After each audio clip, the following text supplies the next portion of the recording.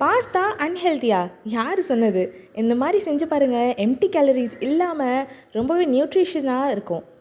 முதல்ல சிக்கன் பிரெஸ்ட்டை குட்டி குட்டியாக கட் பண்ணி இதில் உப்பு, மஞ்சள் தூள், மிளகாய் தூள், கரம் மசாலா, கொஞ்சோண்டு இஞ்சி பூண்டு பேஸ்ட்டு அண்ட் கொஞ்சோண்டு லெமன் போட்டு இது நல்லா மிக்ஸ் பண்ணி மேரினேட் பண்ண வச்சுருங்க.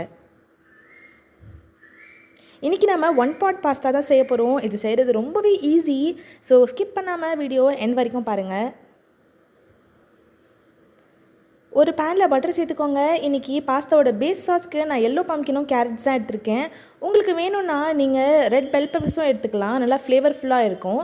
ஸோ இதில் எல்லோ பம்கின், கேரட்ஸ், ஒரு தக்காளி, கொஞ்சமாக கார்லிக் போட்டு இதை நல்லா சாட்டே பண்ணிவிட்டு தண்ணி விட்டு எல்லாமே வேகிற வரைக்கும் குக் பண்ணிக்கோங்க.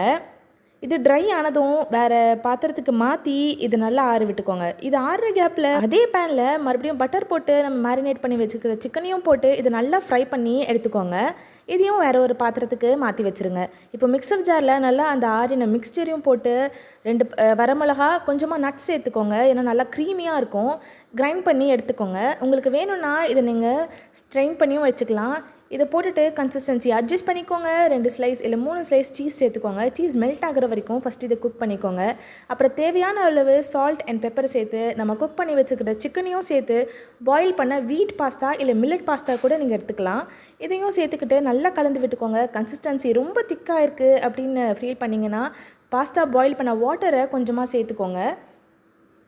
சேர்த்துட்டு கடைசியாக ஆரிகனோ தூவி விட்டு இறக்குனீங்கன்னா ஒரு சூப்பர் அண்ட் நியூட்ரிஷியஸான சீஸ் பாஸ்தா ரெடி. இந்த மாதிரி நிறைய வீடியோஸ் பார்க்கணுன்னா மறக்காமல் எங்கள் சேனலுக்கு சப்ஸ்கிரைப் பண்ணுங்கள். தேங்க்ஸ் ஃபார் வாட்சிங்.